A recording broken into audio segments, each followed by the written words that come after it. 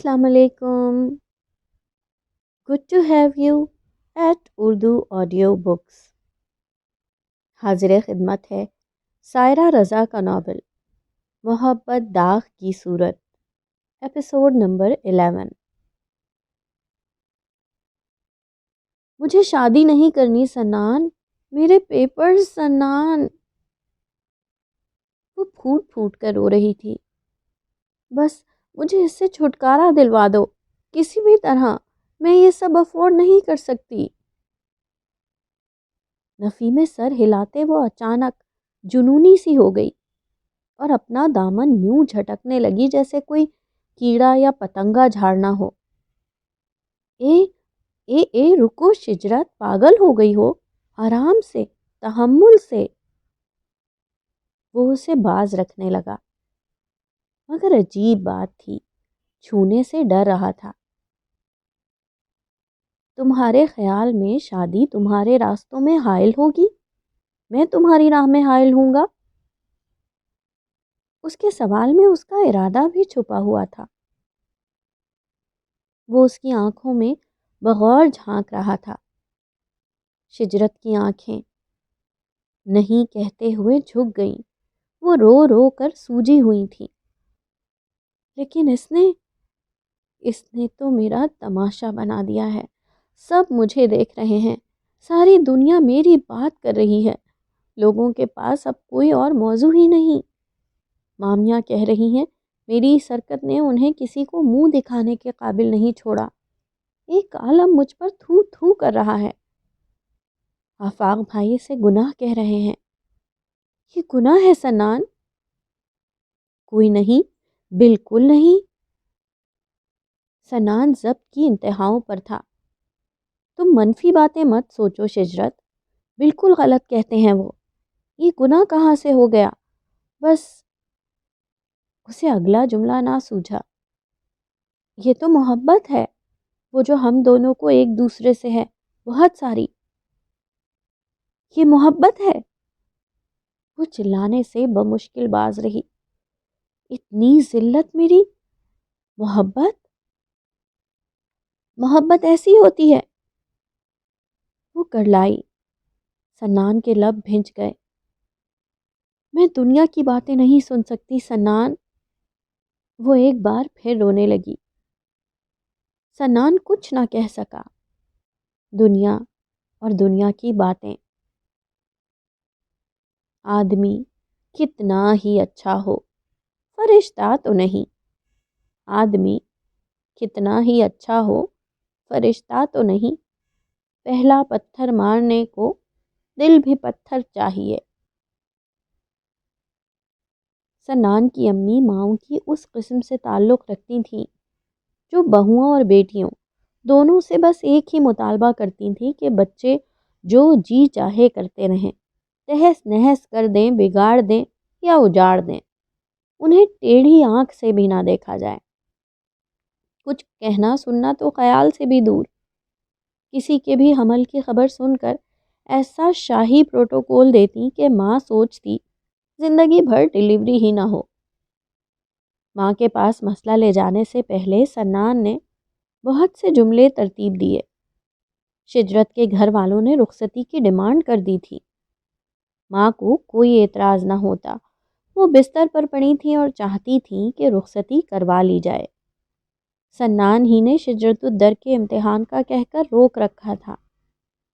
وہ ماں کو لا علم رکھ کر شادی کا اقرار نہیں کر سکتا تھا. وہ اپنے گھر کی اس آخری شادی کو بہت دھوم دھام سے کرنے کا ارادہ رکھتی تھیں، سب خاندان کی موجودگی میں. اتنا تو اسے اندازہ ہو چکا تھا ماں کے آگے حرف بحرف سچ کہنا ہوگا. یہ فیصلہ کر کے دل مطمئن ہو گیا تھا. مگر اسے یقین تھا ماں کے مزاج کے پیش نظر بچے ہی کا ذکر انہیں قائل کرے گا. انہیں اپنی اگلی نسل بہت پیاری تھی.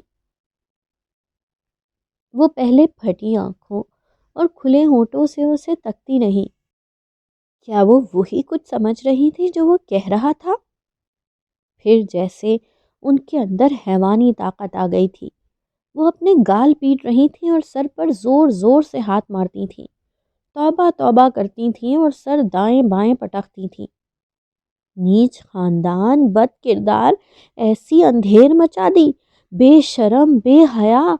میں تو اسے بہت شریف سمجھتی تھی۔ اماں، اس نے بے ساختہ سر اٹھا کر احتجاج کیا، وہ اکیلی قصوروار نہیں ہے ماں، میں بھی تو۔ ارے ہٹاؤ! اماں نے حقارت سے ہاتھ چلایا۔ کس نے کہہ دیا عورت اتنی آسانی سے ہاتھ آ جانے والی چیز ہے؟ اور رہے تم؟ ان کے لہجے میں بیٹے کے لیے بھی حقارت، نفرت اور مایوسی آ گئی۔ مرد تو زندگی بھر جال ڈالتے ہی رہتے ہیں، اس کی عقل کیا گھاس چرنے گئی تھی؟ ہو گیا نا امی جو کچھ ہونا تھا، آپ ایسے الفاظ استعمال کریں گی تو میں باقی دنیا سے کیا امید رکھوں؟ میں تو سمجھتا تھا آپ میری غلطی کو ڈھانپ لیں گی۔ وہ یک دم کسی چھوٹے بچے کی طرح شکوہ کے نہ ہو گیا۔ زندگی میں کبھی اسے کسی نے سخت نہ کہا تھا، اور آج اپنی سگی ماں نے مانو برہنہ کر دیا اور کوڑے مارے۔ غلطی ڈھانپ لوں گی؟ اپنی سانسیں بحال کرتی ماں امی کو جیسے کرنٹ لگا، چمک کر بولی، تم پڑوسیوں کا شیشہ توڑ کر آئے ہو کہ نیا لگوا دوں انہیں، یا مکر جاؤں کہ میرا بیٹا تو ایسا کر ہی نہیں سکتا؟ سنان الیاس لاجواب ہو گیا۔ کیا جواب دوں گی میں دنیا کو؟ کون سی آفت آ گئی مجھ پر؟ وہ خود کلامی کر رہی تھیں اور تیز مگر کپ کپاتے ہاتھوں سے کبھی سائیڈ بورڈ پر اور کبھی تکیے اٹھا کر کچھ ڈھونڈ رہی تھیں، گولی یا انہیلر۔ گولی ہاتھ پر رکھ کے وہ پانی لینا چاہتی تھیں۔ سنان سرت سے گلاس کی طرف بڑھا تو انہوں نے اس کا ہاتھ جھٹک دیا۔ وہ خود پانی پی سکتی ہیں۔ سنان شکست خوردہ سا بیٹھ گیا۔ وہ خود میں سمٹا سمٹا تھا۔ ہم کہہ دیں گے کہ آپ کی ناسازی طبع کے باعث رخصتی جلدی کر لی۔ بہت دیر بعد سنان کی جھجکی ہوئی آواز ابھری۔ امی بیڈ گراؤنڈ سے ٹیک لگا کر آنکھیں موندے خود کو بحال کرنے کی تگ و دو میں تھی، بری طرح چونکی، اور پھر چہرے پر طنزیہ مسکراہٹ آ گئی۔ بہت خوب، اور یہ بہترین حل آپ کے اپنے دماغ کی تجویز تو لگتا نہیں، کسی اور ہی نے دماغ لڑایا ہے۔ وہ محسنہ آنٹی اور مامیاں، ہاں ہاں وہی دے سکتی ہیں ایسے پلان۔ مگر یہ تو بتاؤ لختے جگر، دنیا کو یہ کیسے بتلاؤں گی؟ موت نے اتنی حسرت پیدا کر دی کہ پوتا بھی 5واں ماہ بعد بلوا لیا اللہ کے ہاں سے، کہ اپنے جیتے جی بیٹے کا گھر بستہ دیکھنے کا ارمان تھا اور پوتے کا منہ بھی دیکھنے کی طلب تھی، سو اتنی جلدی مچائی کہ شادی کے 5ویں مہینے دادی بھی بن گئی۔ بھائی واہ، میں تو ولی ہو گئی۔ مرتے وقت کوئی حسرت نہ رہی، سارے ارمان ہی پورے کر دیے۔ مثالیں دیں گے لوگ میری، واہ خوف خدا نہ ہوتا اور تم برابر کے شریک کار نہ ہوتے، اور ہوتی میں کوئی ذلیل عورت تو کاغذ منہ پر مار کر ہاتھ جھاڑ کے آتی، کیسی شادی اور کہاں کی رخصتی۔ اماں کون کہے گا دنیا کو کوئی تکلیف ہے؟ میں جانتا ہوں میرا بچہ ہے وہ۔ ارے دنیا ہی کے تو سارے مسئلے ہیں، دنیا ہی کی تو فکر میں گھل رہے ہو جو رخصتی کی کہانی ڈالنے آ گئے۔ دنیا کو کچھ نہیں سمجھتے، دنیا ہی تو سب کچھ ہوتی ہے۔ ہائے! وہ گردن تکیے پر ڈال کر جیسے تازہ دم ہو کر ہائے ہائے کرنے لگیں۔ شجرت نے رو رو کر کہا تھا اسے اس مصیبت سے چھٹکارا چاہیے، کسی بھی قیمت پر۔ تب اس نے مصیبت کو محبت بنا کر اسے شانت کیا تھا۔ محبت کی نشانی، محبت کی مجسم صورت، تحفہ، عطیہ۔ محبت عزت کے ساتھ ملی تھی، پھر صورت بدل کر ذلت کیسے بن گئی؟ یہ ایک شکست جو ہم کو ہوئی محبت میں زمانے بھر کی فتوحات سے زیادہ ہے۔ ہر مقام پر فاتح، کامیابی کا جھنڈا گاڑ کے سینہ تان کر چلنے والی شجرت الدر نے ہر شے کو اپنی مرضی کے مطابق کر لینا ہوش سنبھالنے سے پہلے ہی سیکھ لیا تھا۔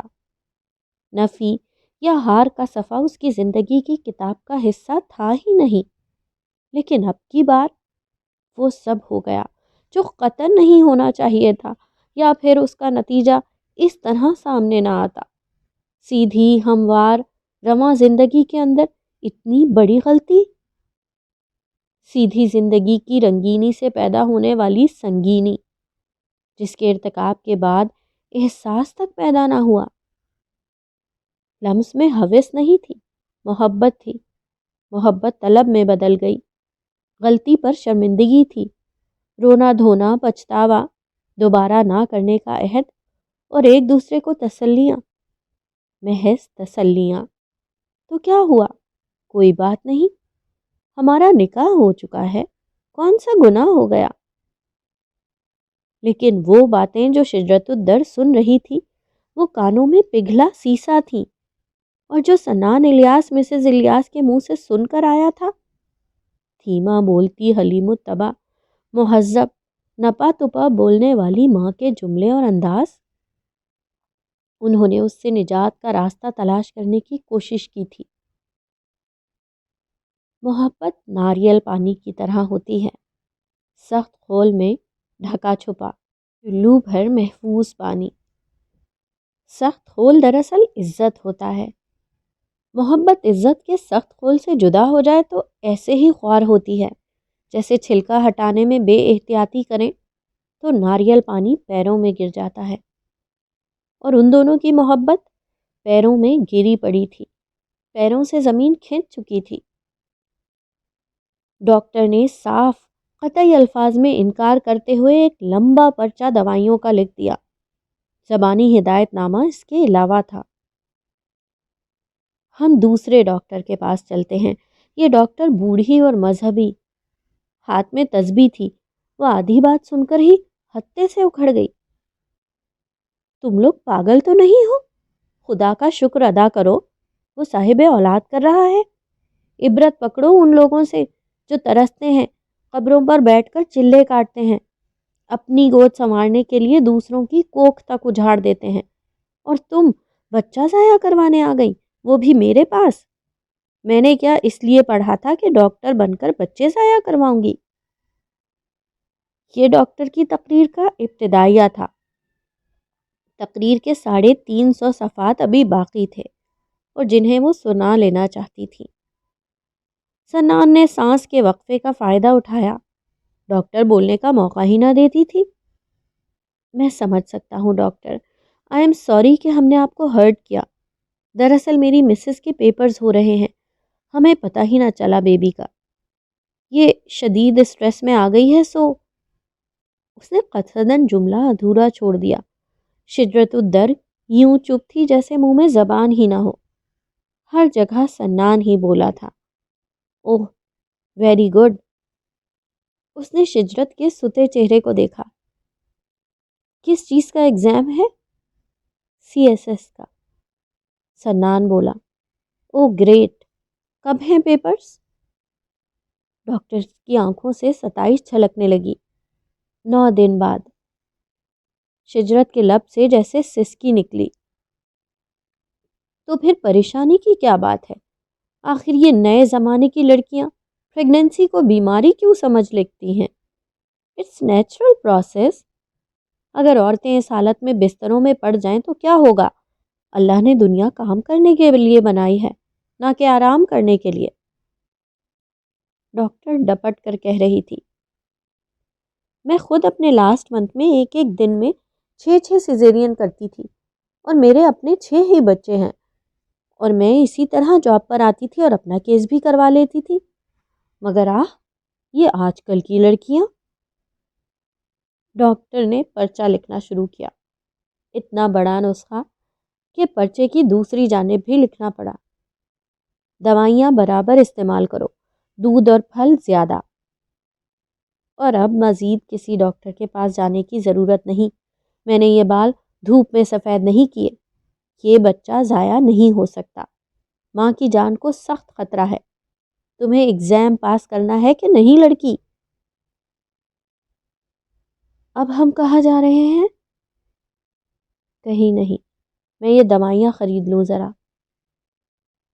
سنان نے نظریں چرا کر کہا تھا. وہ جہاں کی تہاں رہ گئی. شجرت الدر نے مقابلے کے امتحان کو سب سے بڑا اور مشکل امتحان کہا تھا، اور وہ سر دھڑ کی بازی لگا کر اس میں انت تک کامیابی حاصل کرنا چاہتی تھی. مگر اسے یہ نہیں پتا تھا کہ وہ اس سے بھی بڑے امتحان میں پڑ جائے گی. مقابلے کے امتحان میں آنے والے ممکنہ اور غیر ممکنہ تمام سوالات اس نے جیسے پانی کی طرح گھول کر پی لیے تھے.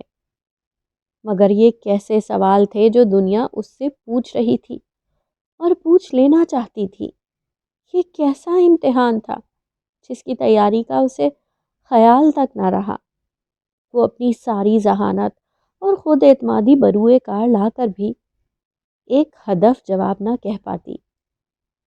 اسے 2 ٹوک جواب دینا آتے تھے. اس کی شخصیت میں بہت نو عمری میں ہی ایک ایسا روب پنپ گیا تھا جو مقابل کو ٹھٹکنے پر مجبور کر دیتا تھا. مگر وہ کچھ نہ کہہ پاتی. دونوں ماموں اور بڑی مامی اور محسنہ مسز الیاس کے پاس گئے تھے، مگر مسز الیاس جو اس روز کفن پھاڑ کر بولی تھی، ان سب کے سامنے ایک لفظ نہ بولی. اس دن کے جوش نے جیسے ساری توانائی نچوڑ لی تھی. اور سچ بات یہ ہے کہ شدید صدمے اور شرمندگی نے بھی انہیں نچوڑ دیا تھا. بیمار تو وہ پہلے ہی تھی. اس روز تو سارا الزام شجرت الدر پر رکھ کر ہاتھ جھاڑ لیے تھے. مگر اتنا تو جانتی تھی، بیٹا زلیخا کے قصے کا یوسف نہیں ہے. یہ سب ان کے بیڈ کے گرد کرسیوں پر خاموش ہی بیٹھے رہے. مسز الیاس کے چہرے پر خیر مقدمی تاثر آیا، پھر شرمندگی، پھر تکلیف، بے بسی کے احساس سے آنسو. وہ بہت مجبور محسوس ہو رہی تھی. طبیعت بہت خراب تھی، عمر بہت زیادہ ہو چکی تھی، اور ہر بار طبیعت خراب ہونے پر سب کو یقین ہونے لگتا کہ بس، لیکن وہ ابھر آتی. مسئلہ رخصت کروانے کا نہیں ہے، ابھی کروا لاؤ، مگر 5 ماہ بعد دنیا کو جواب دہی کیسے کرو گے؟ تمہیں سب آسان لگتا ہے؟ اتنا بڑا خاندان ہے، 8 تمہارے اپنے بہن بھائی، آگے ان کے شوہر، بیویاں اور بچے، پھر ان کے خاندان، اور ثنا اور غزل، اقرا، سہیل، عزیر تمہارے ہم عمر ہیں. وہ کیا اثر لیں گے، تم نے سوچا؟ انہوں نے بھتیجے بانجوں کا ذکر کیا. امی، غلطی انسانوں سے ہی ہوتی ہے. سنان انہیں کسی بھی طرح قائل کرنا چاہتا تھا. ہاں، اور غلطی انسانوں ہی کو بھگتنا پڑتی ہے. سنان کے ہونٹ باہم پیوست ہو گئے. کیا کرے؟ والدین اولاد کی بڑی سے بڑی غلطی کو بھی تسلیم نہیں کرتے، لڑنے مرنے پر آ جاتے ہیں. کجا کہ اولاد ہی کو غلطی کہہ دیا جائے. یہ تم نے کیا کر دیا سنان؟ وہ تول بول کر تھک گئی تھی. ان کے پاس اور بھی بہت کچھ تھا کہنے کو، مگر اس دنیا کے لیے ان کے الفاظ بس یہیں تک کے لیے. انا للہ و انا الیہ راجعون. ہم سب زندگی میں بہت سی چیزوں سے خوف کھاتے ہیں کہ ایسا نہ ہو جائے اور ویسا نہ ہو جائے، اللہ نہ کرے. لیکن جب وہ چیزیں، وہ باتیں ہو جاتی ہیں یا ہو رہی ہوتی ہیں، تب وہ فیصلے کی گھڑی ہوتی ہے کہ ہم نے اب کیا کرنا ہے.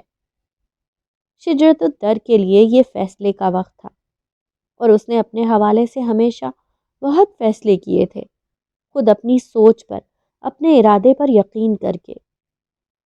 وہ ڈوب رہی تھی اور کوئی مددگار نہیں تھا، چاہ کر بھی اس کی کوئی مدد نہیں کر سکتا تھا.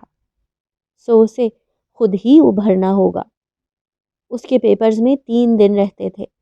تیاری مکمل تھی.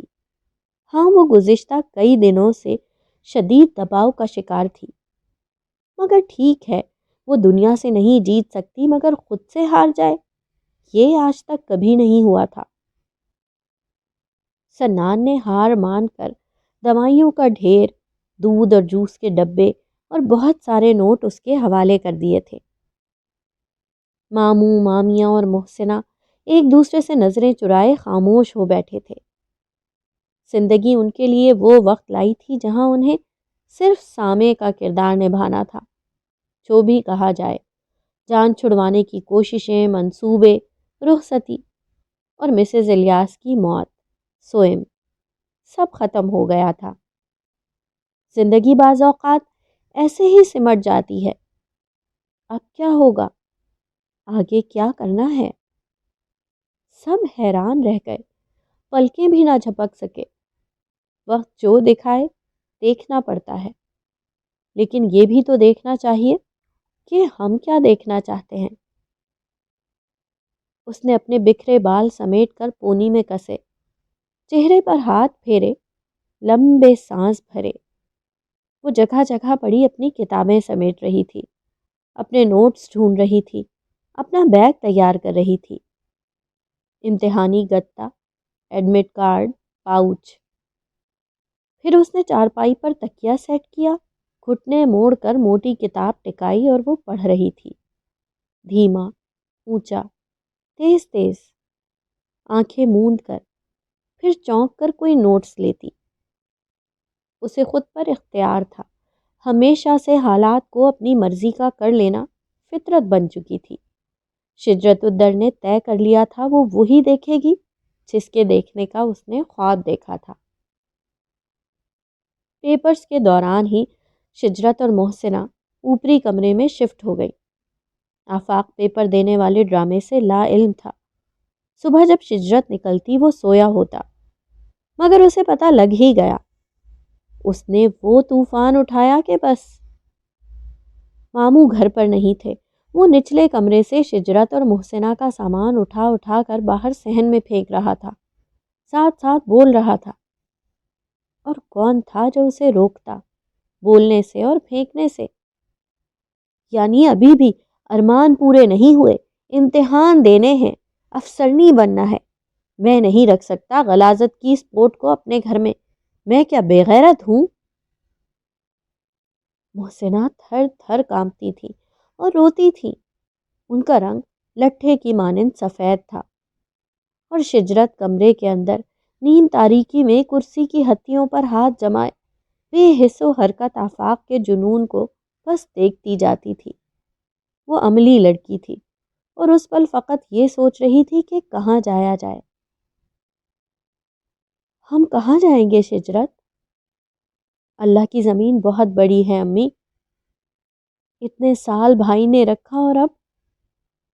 جب تک انہوں نے رکھا ہم رہ لیے، اور جب وہ نہیں رکھنا چاہتے تو ہم کیسے رہ سکتے ہیں؟ شجرت، محسنہ سے کچھ اور کہا ہی نہ گیا۔ دونوں ماموؤں کی بروقت مداخلت نے آفاق کو باز رکھا۔ میں نے کسی جرگے میں جا کر 4 لوگوں کے بیچ قسم نہیں کھائی تھی کہ بہن کی بیوگی کو سہارا دوں گا اور بھانجی کی ذمہ داری نبھاؤں گا۔ بس خود اپنے آپ سے عہد کیا تھا۔ اور رہی اس کی بیٹی، اسے امتحان دینا ہے تو دلاؤں گا اور پھر اپنے گھر سے رخصت کروں گا جیسے کہ بیٹیوں کو کرتے ہیں۔ حالانکہ رخصتی کی ضرورت تو نہیں ہے۔ ماموں کے بے حد ٹھہرے قطعی لہجے کے جواب میں آفاق بھائی نے جیسے سر پر کوڑا مارا ہو۔